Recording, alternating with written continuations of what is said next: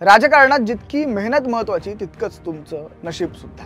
कारण हे नशीब तुम्हाला कधी कसं आणि कुठपर्यंत घेऊन जाईल काही सांगता येत नाही। सध्या राज्यात चर्चा सुरू आहे ती अशोक चव्हाण यांची। त्यांचंही नशीब 2008 साली असं काही चमकलं होतं की त्यांची चांदी झाली होती। विलासराव देशमुख यांनी एक चूक केली आणि अशोक शंकरराव चव्हाण महाराष्ट्राचे मुख्यमंत्री झाले। काय आहे तो किस्सा जाणून घेऊ। नमस्कार, मी संकेत वरक आणि आपण पाहत आहात एबीपी माझाचा स्पेशल शो गोष्ट नेत्यांची। अशोक शंकरराव चव्हाण सध्याच्या घडीला देशात ट्रेंडिंगवर असणारा हा नेता। जवळपास अर्ध दशक काँग्रेससाठी काम केल्यानंतर अशोक चव्हाण यांनी आपला ट्रॅक बदललाय।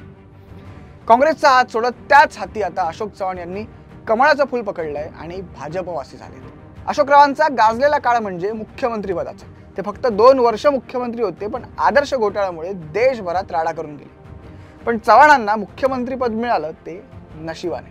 गोष्ट आहे 2008 सालची। 26 नोव्हेंबर 2008 रोजी मुंबईवर दहशतवादी हल्ला झाला। पुढे 3 दिवस ताज हॉटेल, ऑपेरा हाऊस अशी प्रमुख ठिकाणं, मुंबईतील प्रमुख ठिकाणं धगधगत होती। अनेकांनी प्राण गमावले, अनेक जवान शहीद झाले, काहींची कुटुंब अक्षरशः रस्त्यावरती आली। त्यावेळी राज्याचे मुख्यमंत्री होते काँग्रेसचे दिवंगत नेते विलासराव देशमुख। या हल्ल्यानंतर विलासराव देशमुख मुंबईच्या ताज हॉटेलमध्ये पाहणीसाठी गेले। तोपर्यंत सगळं ठीक होतं। राडा तेव्हा झाला जेव्हा लोकांनी ताजमध्ये विलासरावांसोबत त्यांचा मुलगा रितेश देशमुख आणि फिल्म डिरेक्टर राम गोपाल वर्मांना पाहिलं। फिल्मसाठी लागणाऱ्या रेकीसाठी ते तिथे गेले होते। त्यावेळेचं वृत्त होतं की राम गोपाल वर्मांना 26/11च्या हल्ल्यावर एक सिनेमा करायचा होता, ज्यात ते रितेश देशमुख यांना कास्ट करणार होते।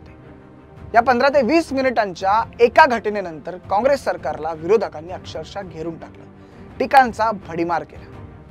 हा मुद्दा मुळात फार सेन्सिटिव्ह होता, त्यामुळे काँग्रेसलाही इथे उत्तर देणं कठीण जात होतं। प्रकरण इतकं चिघळलं, प्रकरण इतकं वाढलं की काँग्रेस हायकमांडचा आदेश आला आणि विलासराव देशमुख मुख्यमंत्री पदावरून पायउतार झाले।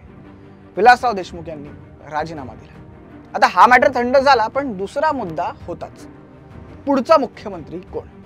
अनेकांनी ब्रेनस्टॉर्मिंग केलं, अनेक चर्चा सुरू होत्या आणि अखेर सोनिया गांधींनी एक नाव सजेस्ट केलं। त्या नावावर चर्चा झाली, सगळ्यांची संमती आली, सगळ्यांचं एकमत झालं आणि ते नाव फायनल झालं। ते नाव होतं अशोक शंकरराव चव्हाण।